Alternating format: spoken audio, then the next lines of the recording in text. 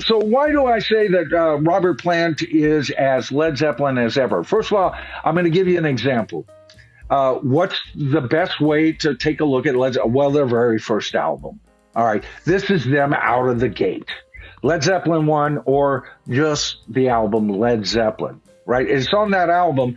It was a major showcase for the blues that the band members were rabid fans of. As a matter of fact, they developed as musicians, being fans mainly of the blues. And in many cases, there were showcases and interpretations of old blues songs on that album. We're not going to get into whether Led Zeppelin actually wrote this versus them ripping off a blues. That's a totally other stream tonight. I want to stay focused that for whatever reason, whether right or wrong, the band were showcasing interpretations of these old blues songs. The bands took their instruments, lead guitar, right?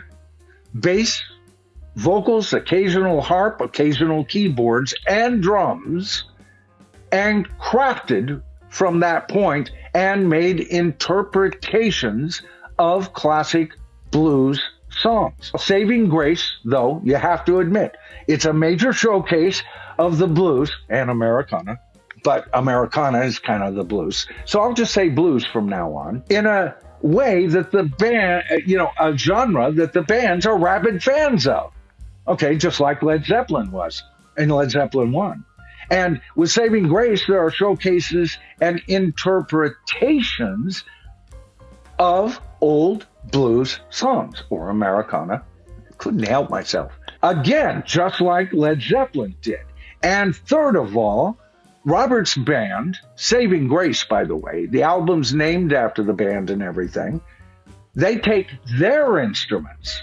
Oh, you've got banjo, acoustic guitar, drums with brushes half the time, right? A different approach to that. Accordion, harmonica, all right, different banjo, different interpretations based on different instruments. But despite that, I still hear Led Zeppelin when I hear this album. For some strange reason, it sounds so freaking Zeppelin to me. And what do the critics have to say about this album? Good Lord. Metacritic gives it an 85 out of 100. That's about almost a 4.5 star review out of 5, right? The rest of these are based on 5 stars. All Music gives it 4 out of 5. Arts Dark or Desk gives it 5 out of 5. Sorry. And then it's Clash that gave it 8 out of 10. So the Music Desk gives it a perfect score, 5 out of 5 stars. Classic Rock gives it 4 out of 5. Mojo gives it 4 out of 5 stars. Music Om gives it 4 out of 5. Record Collector gives it 4 out of 5. Uncut gives it 4 out of 5 stars. How is it selling? In Austria, it's number 6. Cash Albums, it's number 61. Dutch, number 44. French Albums, 23. But on French rock and music albums, it's number 1 in France. So number 12 in Germany, number 6 on German rock and metal list. In Hungary, it's number 6. Let's see. And then finally, in Switzerland, it's number 3. Scotland, it's number 2. Where in, where was it? Where I'm from, or my people are from, Irish, it was only number 89, barely hitting the top 100. And of course, in the UK, it's number 4, except for Americana albums, it's number 1. They have another list for that. In Billboard, it has hit number 18, so it's a top 20 album. A 70-plus-year-old rocker without Jimmy Page is in the top 20. That's a tough list to get on. And top album sales, it's number 17. But that gives you an idea. Anywhere from about, they all seem to make the top 100, but some of them got 89, 73, 62, 50, and then 40, whatever. But a ton, just as many It cracks the top 40, and most of those it cracks the top 20.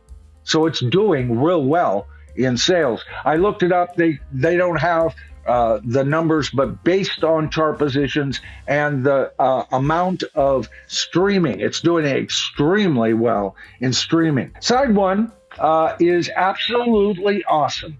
It's got my least favorite track on it, which is the very first track, Chevrolet. I told you. Now, when I say least favorite, it's like I'm still glad it's on the album, right? I wouldn't have chosen it as an opener for this.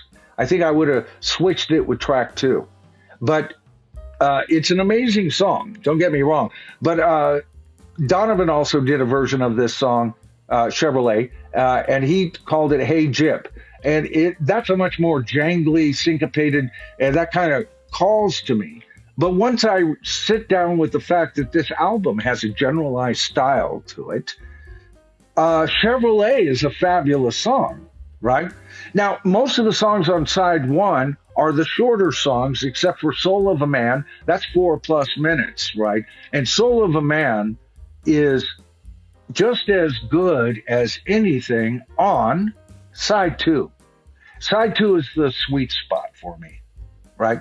And side 1 sets it up so well. Side 1, for the most part, have 3.5, 340, to 2.5, 240 minute, 2 minutes and 40 seconds, 3.5 minute songs on it, with Soul of the Man being the only cut on side 1 that's over 4 minutes.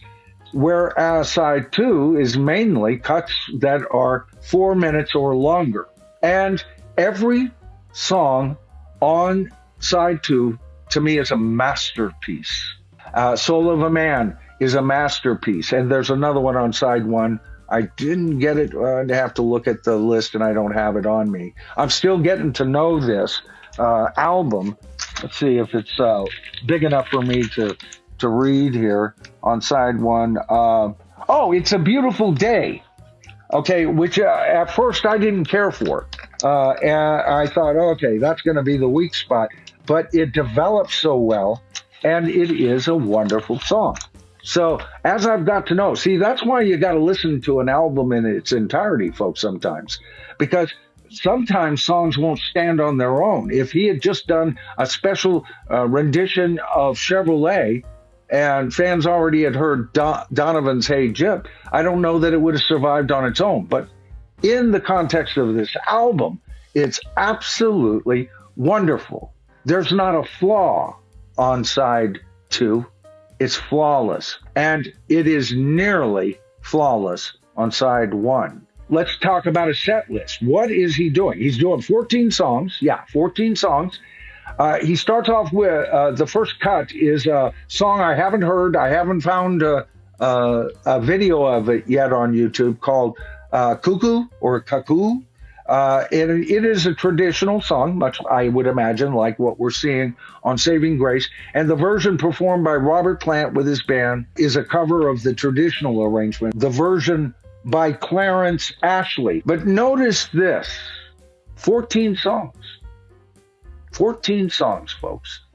So that's a tight, powerful show, right? I would imagine that comes in, well, it depends on how long. Anywhere hour and a half, 2 hours, maybe, if they do a lot of jamming.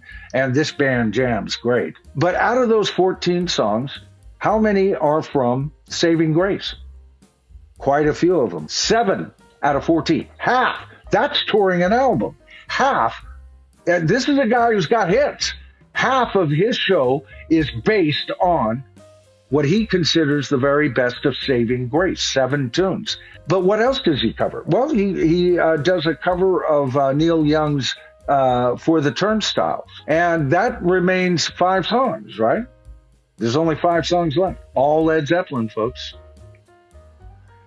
Over 1/3 of this show is Led Zeppelin. He starts off with Cuckoo or Cuckoo. Higher Rock, one of my very favorite, if not my very favorite song. It's tied with 2 more, I guess, from Saving Grace. Ramble On from Led Zeppelin 2, The Brown Bomber, is the 3rd song in. Soul of a Man, you know what I feel about that. Let the Four Winds Blow And that's from Mighty Rearranger. Okay, I missed that one. Too Far From You, Saving Grace. Rain Song from my favorite Led Zeppelin album, Houses of the Holy. I've seen a rendition of him doing that. I've seen a couple of them. One, he was better vocally than the other. I've seen a couple of shows on it. But oh God, what a wonderful touch to the Rain Song. And the Rain Song has to be either Over the Hills and Far Away, or the Rain Song would have to be, and No Quarter would be tied like for my top cuts on that album. The Ocean ain't too far off that list either. After the Rain Song, he says, It's a Beautiful Day Today was a song I had to get used to. And I heard it today in the morning, Doc Insomnia, and it took on a whole new meaning. God, I loved it. As I Roved About from Saving Grace, Everybody's Song, which was the first pre-release from Saving Grace. Everybody seems to love that song. For the Turnstiles by Neil Young, and then Friends from Led Zeppelin 3, Four Sticks from Led Zeppelin 4, and he ends the show with Gallows Pose from Led Zeppelin 3. Prices are they're reasonable for his super stature. For the back seats, about $150, and they go all the way up to $8,000. Now I know I'm talking about tickets that might include a meet and greet or something like that, but $8,000 a ticket is so far beyond reasonable. But I guess Robert Plant is also, there's an argument that he's boutique touring. You know, he's staying away from the stadiums and any kind of band that would put him in the stadiums. And so, meet and greets and everything is part of that kind of business. I don't know what I think about that. I do know $8,000 is beyond anything I could come up with. $150 would be something. Boy, the two of us, it'd take us $300 to go see him there. And the good seats are anywhere from, on average. Yeah, and right next to him, you'll find a $1,200, a $3,000, $4,000 ticket. But you can get them from about $350 each to about $650. And of course, these are ticket prices based on searching for two tickets. Your situation may change. For the most part, fair prices, still too expensive for the really good seats for me, right?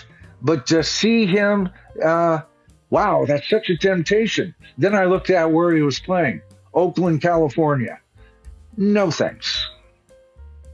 Denied. I won't be seeing Robert Plant on tour this year. In my last analysis, Saving Grace, how many stars would I give it? I give it 5. I've bumped it up. It was about 4.5. I give it 5. It stands a good chance of becoming the album of the year for me. One of you asked me what I thought of John Anderson's True album with the band Geeks and compared to Mirror in the Sky. I told you I thought that because Mirror in the Sky, was that 2023? Yeah, I think it was my number one pick for that year. And I got Band of Geeks later. And was that even the same year? You'd have to tell me. I'm trying to remember. But I have that. I think they both compare quite favorably to each other.